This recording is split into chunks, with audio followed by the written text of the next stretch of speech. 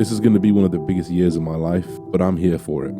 I've prepared the best that I possibly can to put myself in the best position this year. Trust me when I say this. The time is now.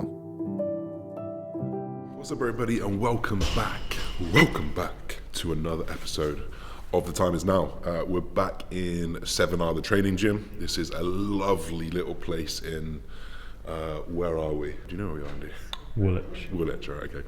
We're in 7R gym today, which is a lovely place in Woolwich. So if you're in the area, you've got to try this gym out. Perfectly lit. It's a nice private training facility. So if you are looking to get some PT done, definitely worth doing it. But we're in for pool, so it's obviously a slightly different setup than usual. We don't have all the available equipment that we usually do, so we're going to try and manipulate things to try and maximize our workout within a different environment again. And we've obviously touched on a how-to or a tutorial pull workout before, but we will continue to touch over these things because there's always new points to bring up. You know, potentially there's some new exercises that we're going to go through today, and I think it is important to touch on different things. So let's get into it. First up, we're going to go into a long rope pullover. The reason why we use the long rope here as opposed to the short rope is because you're very much going to be in a narrow position with that short rope, but where we've got the long rope here, it's basically just elongated that position so I can start where I want to finish, versus where I was in a smaller angle, I'd be almost, internally rotating to try and get my lat short. So we're going to focus on really driving our lat short, which is a contracted position, working through a full range of motion and just driving some neurological connection to that muscle before we go through and load it. So a couple sets here, we'll warm up nice and slow, get into this workout. So one thing that you're going to notice when you're watching this is that I'm not challenging my lat when it's in a lengthened position. Now you're going to hear me say short and lengthened mid-range. It basically just means where the muscle is. If it's lengthened, it's stretched out. If it's short, it's contracted. We'll iron those out from the start. So you'll see when I'm doing this. In fact, I'll get into the position. This is me fully extended because of the way the movement works. If I wanted to fully challenge my lengthened range of the lat, I need to be down even more. I need to be into this position, which is slightly uncomfortable to work through. And we know that the lengthened position, this far position, we're quite strong in that position, so we can tax that a little bit later on. We don't need to focus on that right now, but we know that when we're in that short position here, it's quite a weak position. And actually, the more fatigue we accumulate through our workout, the harder it is to get there. So it kind of makes sense to challenge that portion first, and then we can work into that mid-range and that lengthened range through some pulls or something a little bit more efficient at challenging that range of motion. So this is very much a mid to short range movement to try and get things firing.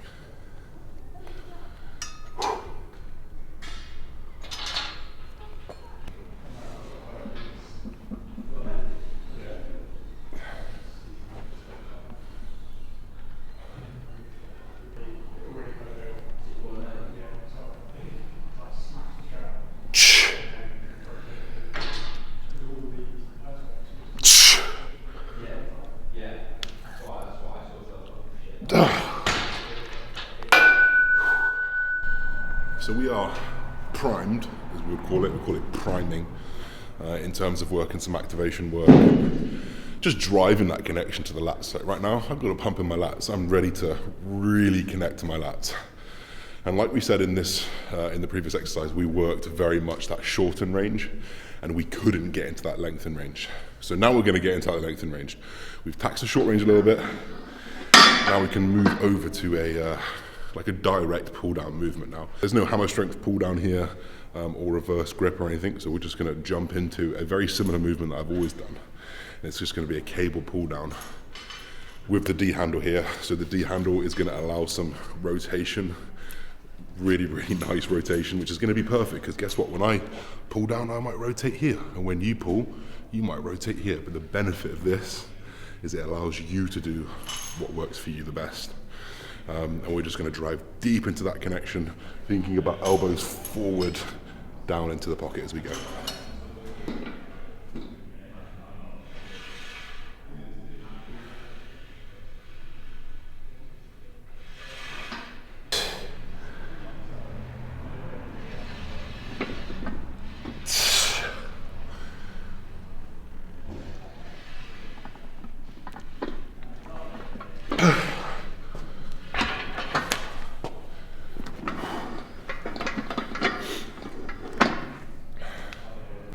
So one thing you'll notice what I'm doing on here, and to be fair, on any type of unilateral row or pull or any kind of sorts, is that I'm putting my working arm foot forward. So if I'm working my left arm here, my left knee or foot is going to be forward because it's going to minimize torso rotation. It's going to minimize your hip rotating out to try and pull that weight down.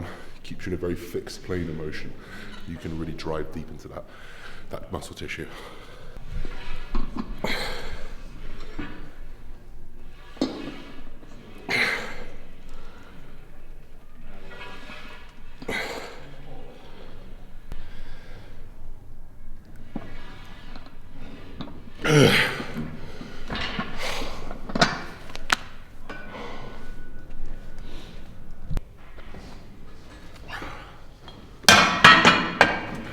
Right then, third exercise. Looking to really just load up as much as we possibly can now. Directing more intent into a horizontal row. I've had 2 sort of vertical pull downs now, which work really nicely in the mid to short range. This is going to load us nicely in the length and the mid range, not so much in the short range, just because this is going to be a seal row machine. Usually we do a T-bar row. The goal of this exercise is to be chest supported, so there's no spinal load or anything like that. Very, very fixed movement, safe movement. So we've got this Watson Pendlay row, Watson seal row, which we're going to see what we can do on. I've not been on a seal row in a long time. I did this a couple of weeks back, just had 2 plates on, so we'll see how we go. Work up to that top set as usual.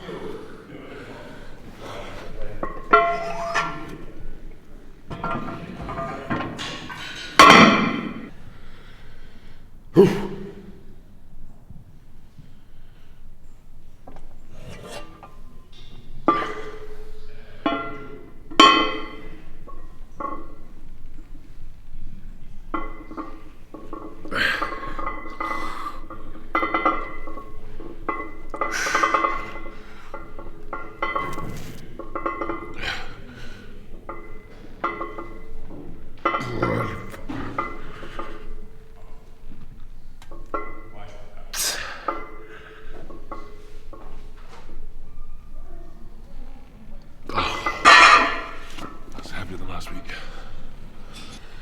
We're also sporting the new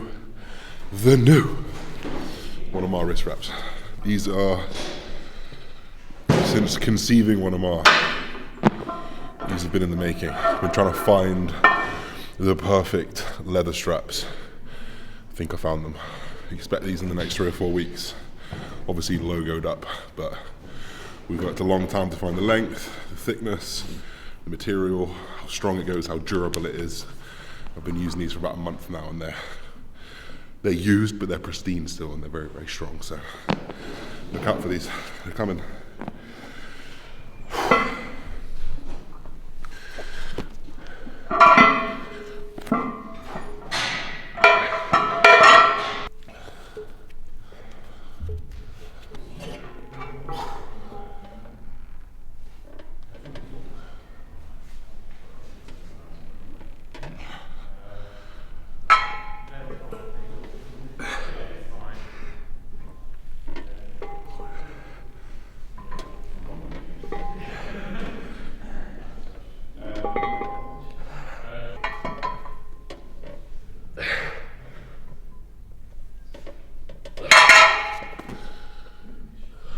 It's all good after you say that.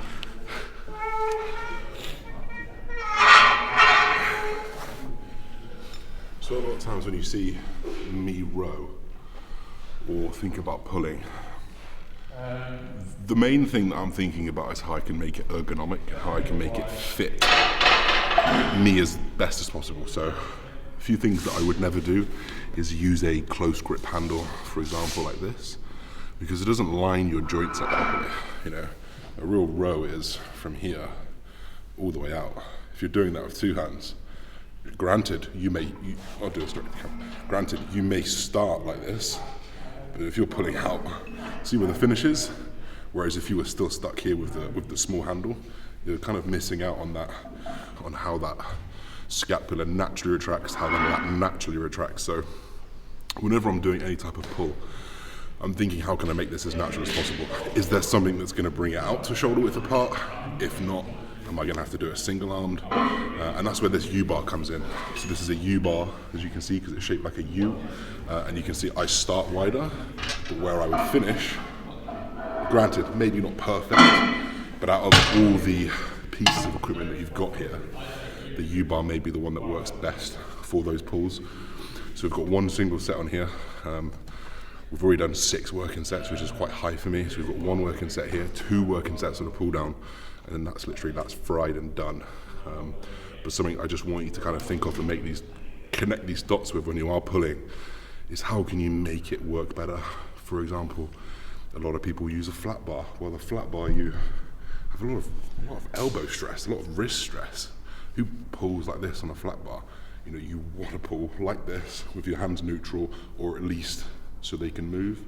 You want to drive your elbows back, but having that fixed bar really inhibits that. So when you're on these pulls, think about what's going to make it ergonomic.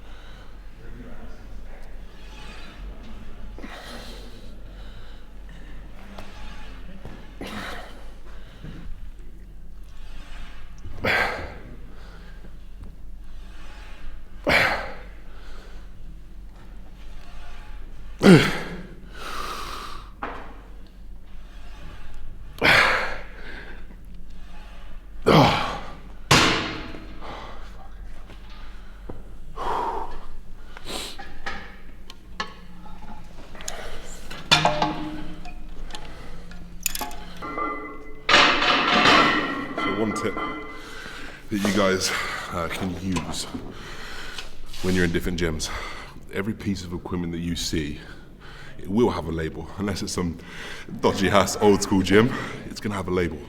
Right here it says Watson, you know? So whenever I write anything down, it's gonna be the bar that I'm using, combined with the movement, combined with the name of the brand. So whenever I come back to a Watson pull down, whether it's in the middle of China or in America, because they're all built the same, I have a reference point. Granted, it's not the most, if you're quite anal about what your lifts are, it's not the most satisfying feeling swapping movements, but you know that when you do come back to it, you've got a reference point, and that's the most important thing. So for me, it's Watson pull down. Did 12 last time, you know, doesn't matter if it's the 50 kilos, 60 kilos, I did 12 on this Watson with the U-bar. That's what I've got to beat. So whenever you're in new exercises, new movements, always write down the brand. Because if you get a Watson pull down, it should be the exact same build. So use those as your reference points when you're in different gyms.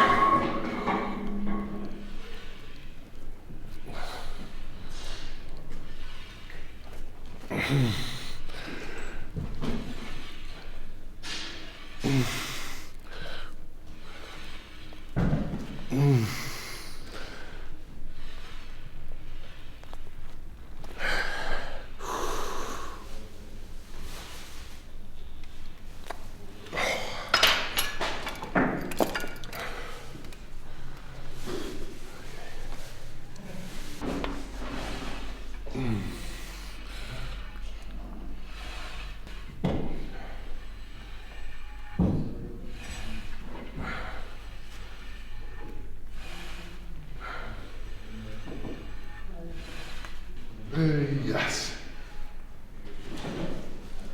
Oh.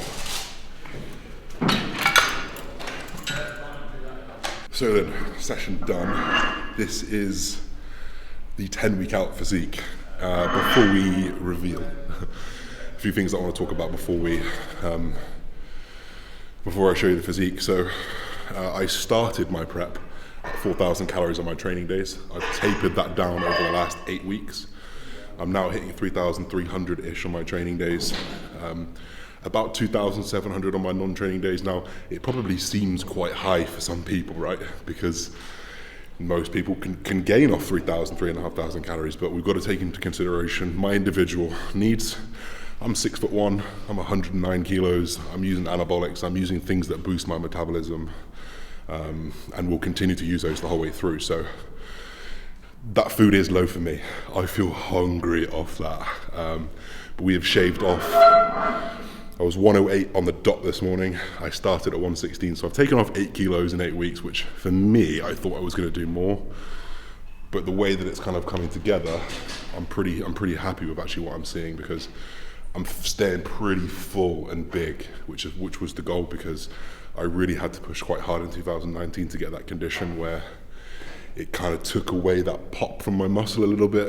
Don't get me wrong, I was shredded. I was nasty shredded, but the size was the letdown, and we didn't want to make that the case this year. So I was much leaner to start with when I started my prep. So we've not had to bury myself as much, essentially. But I'm still doing cardio every day. It's 30 minutes every single day, 10,000 steps every single day, along with that food, along with training. So this is where we're at.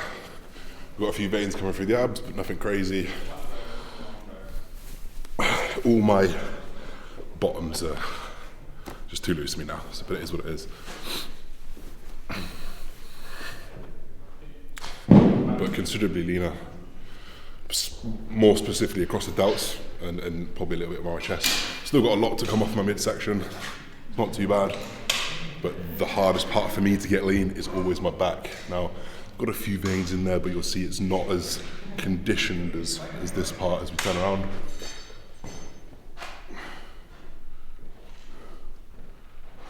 Something for me is this portion here is really, really difficult for me to get off. I remember in 2019, my glutes were like walnuts and my back was still fat. So you got to remember, you're only as lean as your fattest body part. So that's something for me that I've got to consider, is that I could have shredded legs, veins running through my abs, but my back will still be fat. So I've got to keep digging. So for right now, this is where we're at. 10 weeks out, plenty of time to move off. We've probably got anywhere between 10 to 12 kilos to take off, which is a lot of body fat. So this is going to be paper thin everywhere. I'm going to keep working, but we're going to leave that video there. That's the update. That's where I'm sat at with all my food, all my cardio, all my steps, and where we've progressed it for the last 8 to 9 weeks. But 10 weeks out, 10 weeks to make the dream work, and every day is a new day to get closer to that dream. So we keep working. Don't forget to like, comment, subscribe, guys. We'll be back very soon. Peace, everybody. Bye-bye.